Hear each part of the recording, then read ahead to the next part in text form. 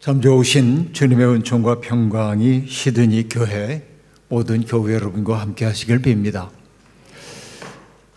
첫날부터 그런 말씀을 드렸습니다만 인간이란 무엇인가?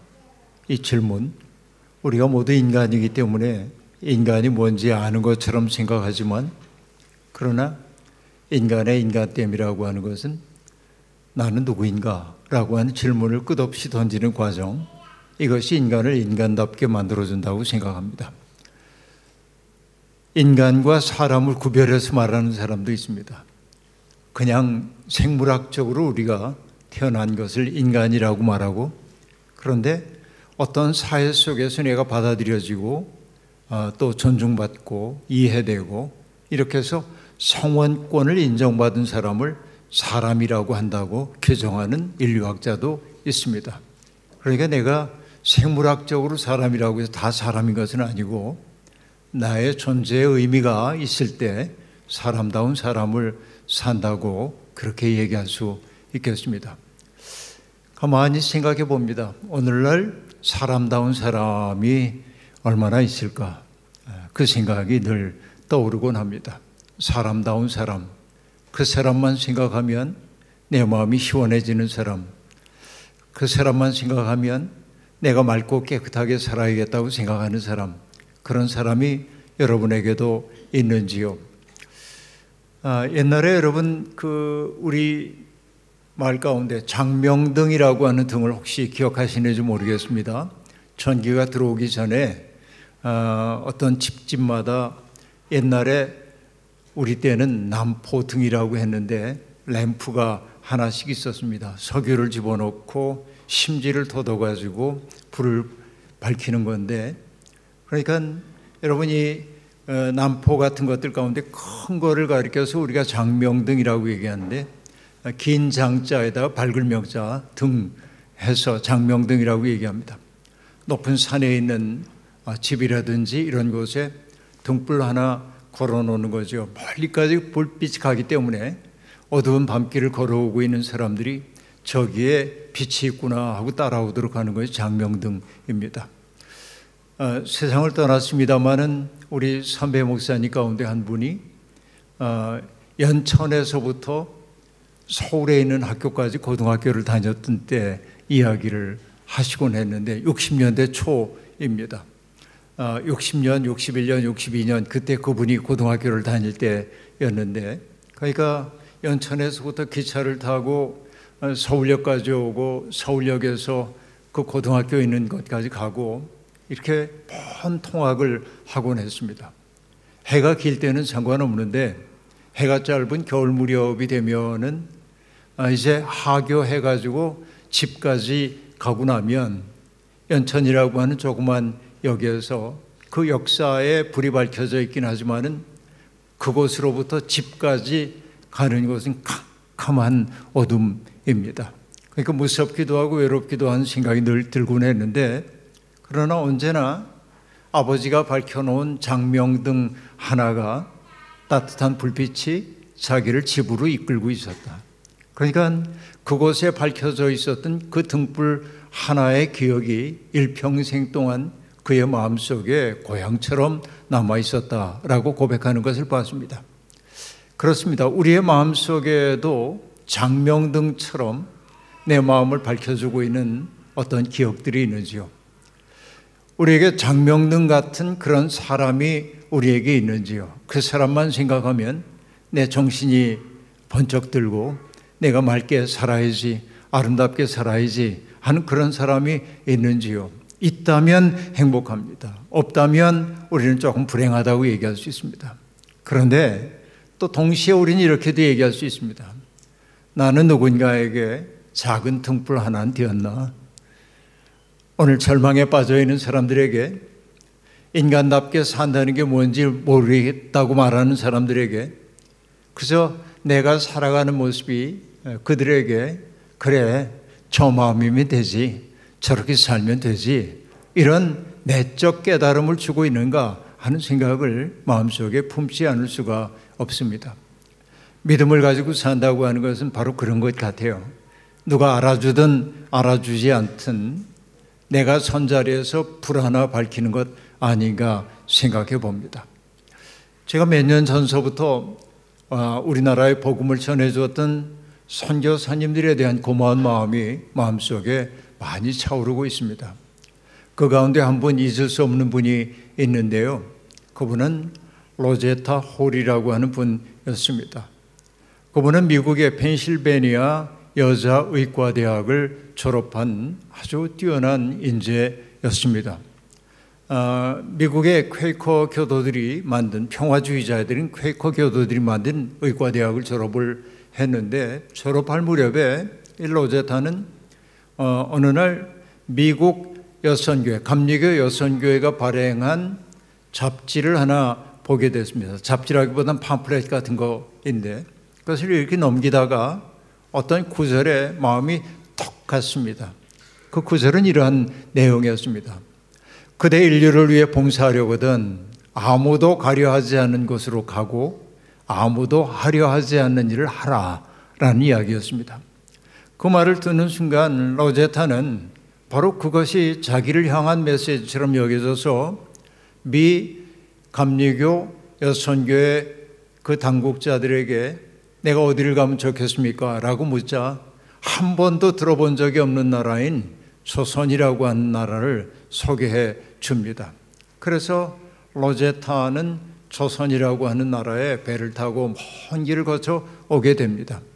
그리고 여러분 그 당시에 1800년대 말 당시에 조선은 참 어려운 사회였고 특별히 여성들의 삶이 어려웠는데 남녀 7세 부동석 이런 말들이 지배하고 있던 유교 사회였기 때문에 여성들은 몸이 아파도 진료받기가 매우 어려운 상황이었습니다. 그래서 미국 선교사들이 만들었던 병원, 여성들을 위한 전문 병원이 있는데 그 병원의 이름 들어보셨나요? 보구여관이라고 하는 것입니다. 보호한다 하는 보자, 구한다 하는 구자, 그리고 여성들을 위한 집 여관입니다. 보구여관이라는 거. 그것이 나중에 이제 2대 병원의 모체가 되었다고 알려져 있는 병원입니다. 로제타는 그곳에서 일을 하기 시작했습니다. 보구여관이 처음부터 동대문에 있던 건 아니고요. 그런데 어느 날 어떤 사람이 이 보구여관을 찾아옵니다. 누군가 했더니 15살 먹은 딸이 불구의 몸입니다.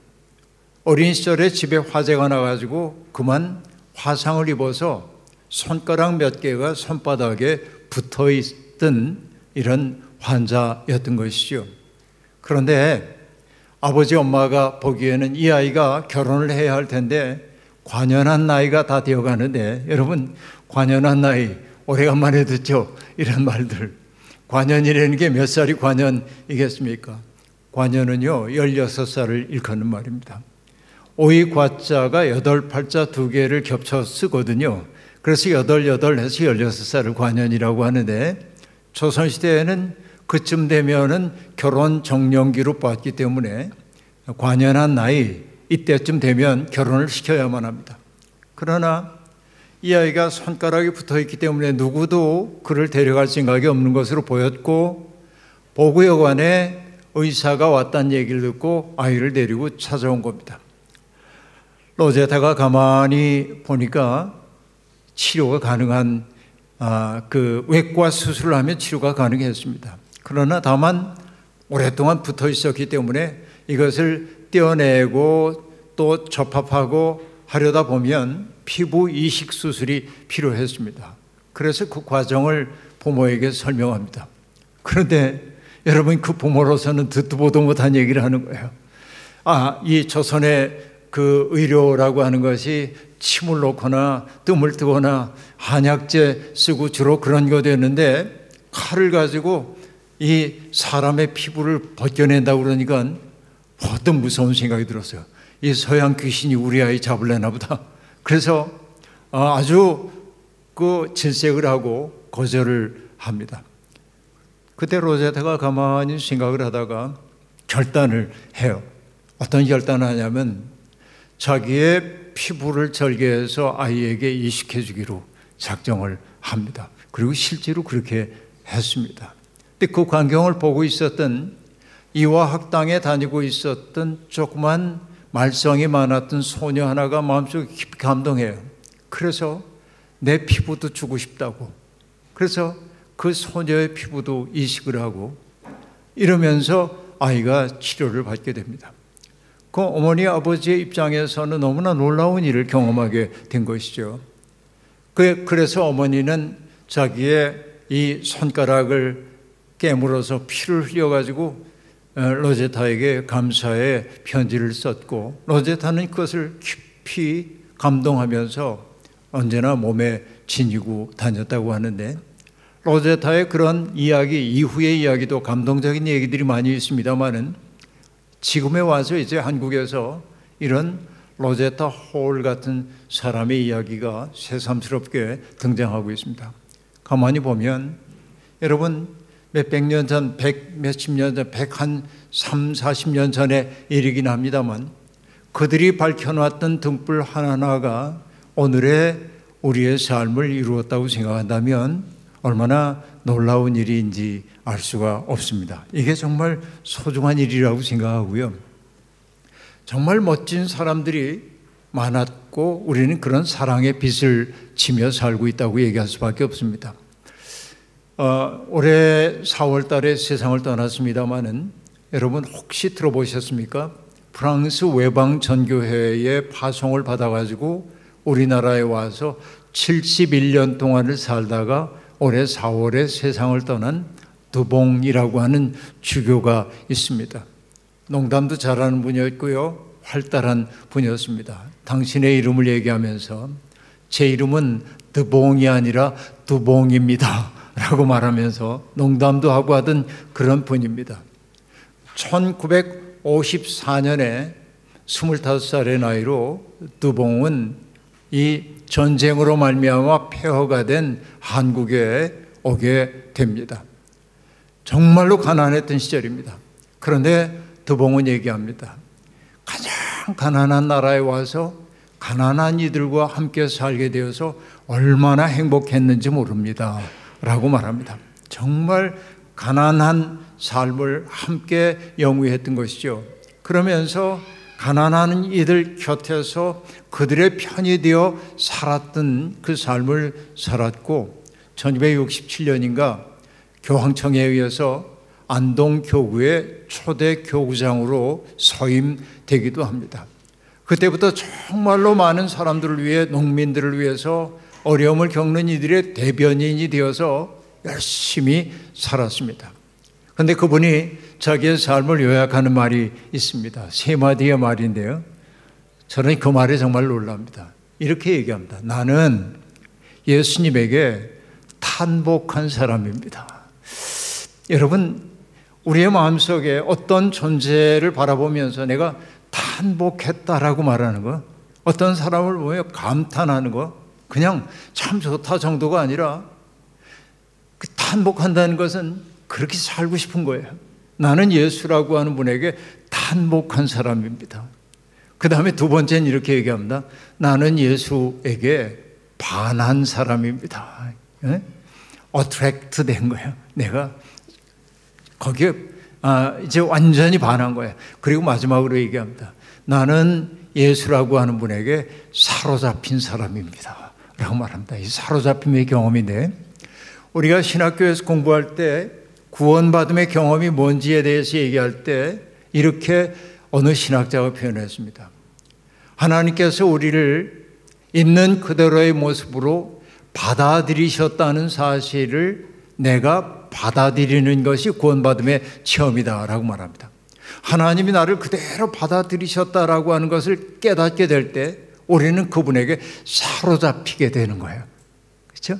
그러니까 이 드봉이 얘기하고 있는 것 3가지. 나는 예수라고 하는 분에게 탄복한 사람입니다. 반한 사람입니다. 그리고 나는 그분에게 사로잡힌 사람입니다. 그렇게 살다 보니까 그분은 자기의 삶을 이렇게 요약했습니다. 나는 떳떳하고 기쁘게 살았습니다. 여러분, 우리 인생의 마지막 부분에 이르렀을 때, 내 삶을 요약할 때 나는 떳떳하게 살았습니다, 이렇게 말할 수 있다고 한다면 얼마나 좋겠습니까? 우리가 과연 그럴 수 있겠는지 돌이켜 생각해 보지 않을 도리가 없습니다. 내 삶을 돌아보면서 나는 기쁘게 살았습니다, 이렇게 말할 수 있을지. 그 모든 것 거꾸로 거슬러 가면 그가 떳떳하게 살고 기쁘게 살 수 있었던 것은 그의 삶을 그 지경으로 이끌어주었던 예수가 그의 속에 있었기 때문입니다. 그를 사로잡았고 그를 반하게 만들었고 그를 탄복하게 만들었던 예수, 우리도 바로 그분을 바라보면서 가고 있는 것이죠. 인생길, 예수라고 하는 분을 향하여 나아가고 있는 게 우리의 인생길입니다.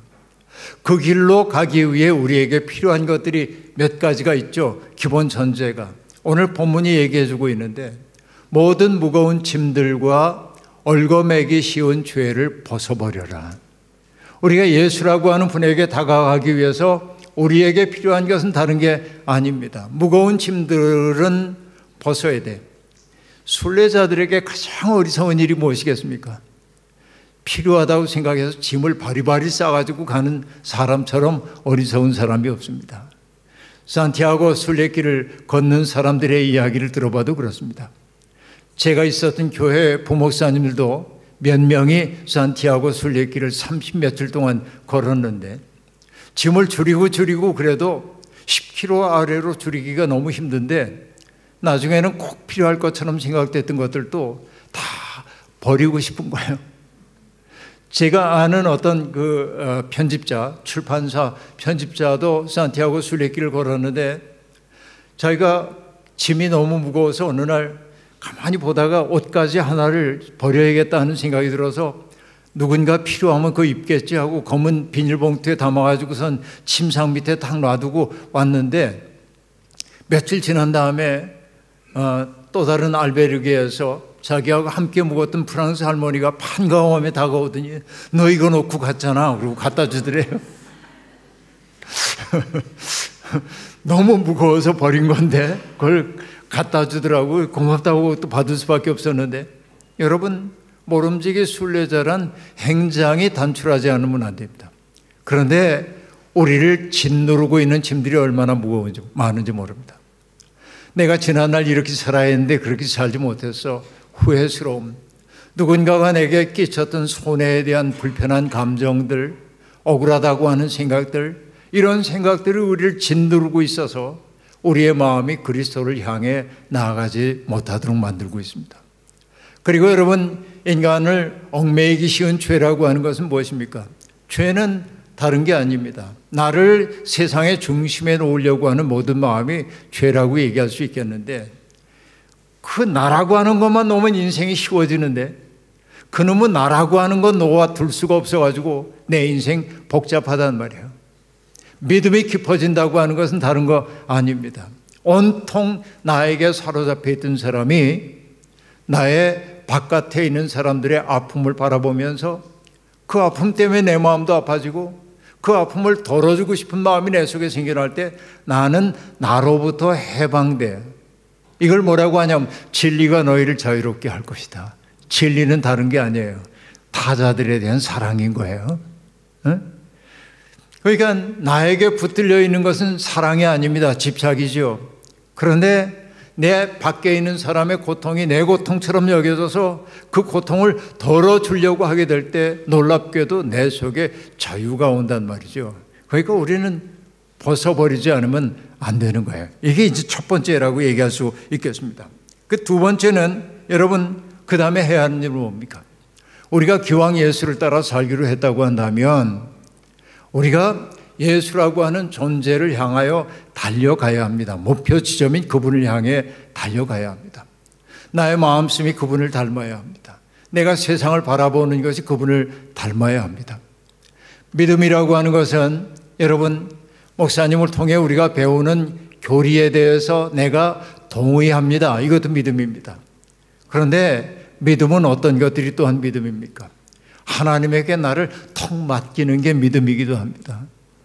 우리가 처음 수영을 배울 때 수영 코치가 우리에게 하는 얘기가 물에다가 몸을 맡기세요 그럽니다. 여러분, 잘 맡겨져요? 안 맡겨져요? 처음에는 물에다가 내 몸을 맡기지 못합니다. 왜? 우리 마음속에 확신이 있기 때문에 그래. 나는 물에 빠질 거야.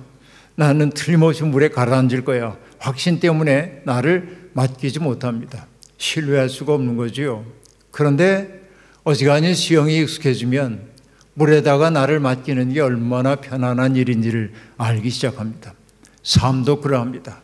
두려움과 염려가 나를 지배하고 있지만은 그러나 하나님의 신실하심 앞에 나를 맡기게 될 때 자유의 공간이 내게 열리게 되는 것이지요. 십자가에 달리셨던 예수님은 하나님 앞에 기도했습니다. 나의 하나님, 나의 하나님, 어찌하여 나를 버리십니까? 하나님은 침묵하셨습니다. 그러나 예수님은 침묵하시는 하나님을 원망하지 않았습니다. 주님은 뭐라고 말씀하십니까? 아버지, 내 영혼을 아버지께 맡기나이다 라고 말합니다. 나를 맡기는 거예요. 신뢰하는 거예요. 이것이 믿음입니다. 믿음은 염려하지 않는 거예요. 믿음의 또 다른 칭의라고 하는 것은 무엇입니까? 하나님과 맺은 언약을 신실하게 지켜가는 거예요. 오늘 이제 한 달쯤 후면 결혼한 젊은이들이 둘이 있다고 들었습니다. 시드니 교회 경사입니다. 그런데 여러분, 결혼하는 사람들이 서약을 하잖아요. 바울을 하는데 그때 이렇게 서약하는 사람들은 없죠. 당신의 매력이 유지된 때까지 사랑하겠습니다. 당신이 건강할 때만 사랑하겠습니다. 그러지 않죠. 뭐라고 얘기합니까? 기쁠 때나 슬플 때나 병들었을 때나 건강할 때나 죽음이 우리를 갈라놓을 때까지 함께 하겠다고 맹세합니다. 거룩한 맹세죠. 이걸 지켜가는 게 결혼이에요. 결혼은 다른 거 없어요. 상황이 바뀌었다고 해가지고 상황이 달라졌잖아. 그러는 거 아니에요. 결혼은 그걸 지켜가는 것이라고 얘기할 수 있습니다. 하나님과 맺은 언약도 똑같습니다. 불리하든 불리하지 않든 그분의 뜻을 따라 살아가는 거예요. 이게 신실함이에요.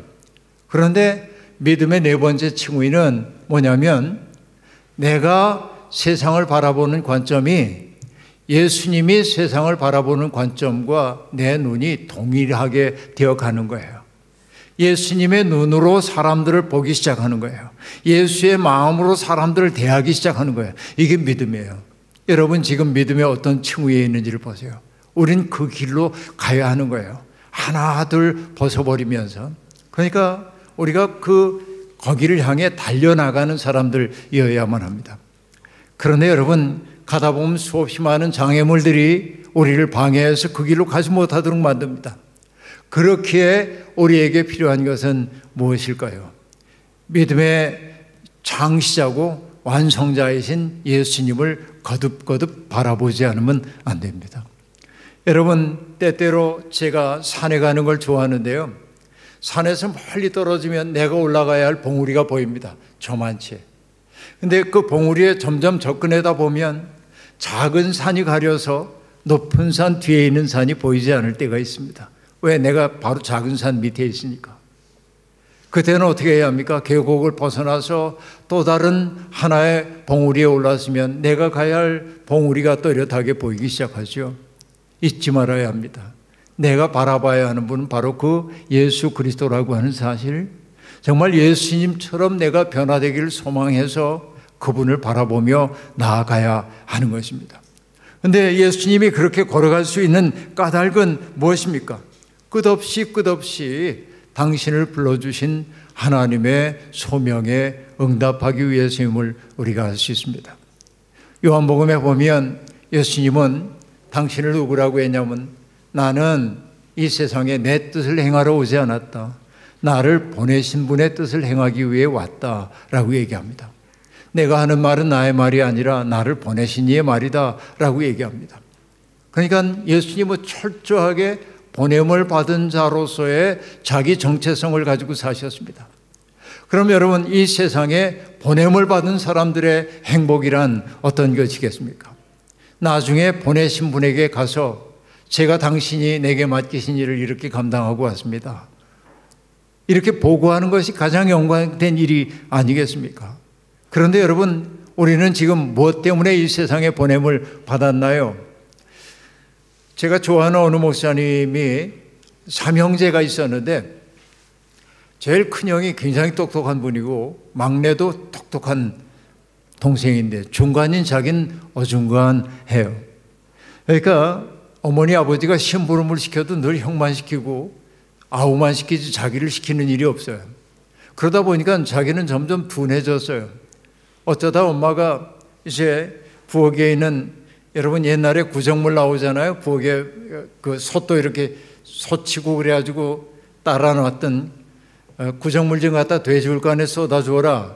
모처럼 어머니가 일 시키니까 너무 기뻐서 구정물을 들고 이렇게 돼지울간에 가서 이렇게 쏟아 주려고 그러면 돼지도 자기를 무시하는지 머리로 들이받아가지고 구정물 다 쏟고, 그래서 어머니한테 야단 맞고 이제 그랬다고 자기 어린 시절을 얘기해요. 근데 어느 날 아버지가 자기를 부르는 거예요. 아무개야, 너 면사무소 좀 갔다 오라. 아버지가 자기를 심부름을 시키는 거예요. 너무나 기뻐가지고 이분은 정말 기쁜 마음으로 한 10리 정도 떨어져 있는 면사무소까지 한달음에 달려갔습니다. 근데 왜 왔는지 모르겠는 거예요. 그래서 면사무소 주변만 2바퀴 이렇게 돌다가 앞에 있는 느티나무 아래서 서성서성거리다가 집으로 터덜터덜 돌아갔더니 아버지가 꾸중하는 거예요. 너 어디 갔다 왔냐? 면사무소 갔다 왔는데요. 야 이놈아, 아버지가 너 심부름 보내려고 한 건 아버지가 오늘 아파가지고 출근 못한다는 얘기를 전하고 오라는 건데 너 심부름하는 내용도 듣지 않고 가버리면 어떡하냐? 그 목사님이 그 얘기를 하는 거예요. 근데 여러분 생각해 보세요. 타락한 인간이 뭔지 아십니까? 메시지를 잃어버린 메신저가 되는 거예요. 우리가 이 세상에 온 것은 하나님이 우리를 통해 하시고자 하는 일이 있기 때문이었거든요. 근데 우리는 바쁜 세상에 살다 보니까 다 잊어버렸어. 그 때문에 우리에게 필요한 것은 뭐야? 자꾸만 주님을 바라보지 않으면 안 되는데, 주님은 늘 말씀하셨잖아요. 나는 보냄을 받은 자다. 그리고 인자가 영광을 받을 때가 왔다라고 말하는데, 예수님의 영광의 때는 언제입니까? 아버지께로 돌아가는 때. 복음서의 메시지로 얘기하면 죽음의 때입니다. 십자가 치시는 그때가 영광의 때라고 얘기하고 있어요. 이것이 예수 그리스도의 삶임을 알 수 있습니다. 그러니까 그것을 기쁨으로 여겼기 때문에 당신에게 가해지고 있는 어떤 부끄러움도 개의치 않으셨다라고 얘기하고 있습니다. 우리의 삶이 그렇게 변화되기를 소망합니다. 그러니까 우리에게 정말 필요한 것은, 나도 그 길로 가다가 어려움을 겪을 때가 있지만, 그러나 죄인들의 반항을 참아내신 분을 생각하십시오. 사도가 그렇게 얘기하고 있습니다. 모든 무거운 짐들은 벗어놔야 합니다. 그렇죠? 나를 얽매고 있었던 과거의 부끄러운 기억 같은 거 자꾸만 작별하지 않으면 안 됩니다. 그리고 우리들이 해야 할 일은 뭡니까? 믿음의 창시자이고 완성자이신 그리스도를 향해서 끈질기게 걸어가지 않으면 안 됩니다. 그래서 결국 그분을 바라봄을 통해서 나도 예수적 존재로 바뀌지 않으면 안 됩니다. 바라보다라고 한 말이 참 재미있죠. 바라다란 말과 보다란 말이 함께 결합되어 있습니다. 예수를 바라본다고 하는 것은 뭡니까? 나도 예수님처럼 마음 쓰는 사람이 되고 싶어. 나도 예수님처럼 다른 사람들을 행복하게 만드는 사람이 되고 싶어. 이것이 바라봄이죠. 내가 바라보는 것이 우리의 삶을 형성합니다. 엉뚱한 것, 욕망의 눈으로 사람들을 바라보게 될 때 우리의 삶은 무거워지고 누추해집니다. 그러나 예수를 자꾸만 바라보면서 그분을 닮아가려고 하게 될 때 우리의 내면 속에 자유의 공간이 생기고 기쁨의 공간이 생기고 누군가에게 주고 싶은 마음 한없이 생겨나는 새로운 존재가 될 겁니다. 저는 우리의 믿음의 창시자요 완성자이신 예수 그리스도를 향해 나가는 순례의 길에서 여러분 때때로 넘어지기도 하지만 낙심하지 말기를 바랍니다. 씨를 심은 사람들은 낙심하면 안 됩니다. 때가 이르면 이루기 때문에 그러합니다. 저는 시드니 교회 교인들의 가슴 속에 심어진 복음의 씨앗이 아름답게 꽃으로 피어나는 그 세계를 내다보고 있습니다. 여러분, 미국의 광야 지대에 몇 년에 한 번씩 비가 내리면 아무것도 보이지 않는 광야에서 그 위대한 꽃들의 행렬이 피어나는 걸 바라보면서 Great Blossom이라고 얘기하는데, 사막 그 지형에 덮여 있었던 씨들이 때를 만나면 일제히 꽃을 피워내는 것처럼 시드니 교회가 바로 그리스도의 꽃들을 피워내는 교회가 되어서 그리스도의 향내가 이 교회에 넘치고 주변에 있는 모든 사람들에게 그 향내를 풍기는 아름다운 교회가 되기를 주님의 이름으로 축원합니다.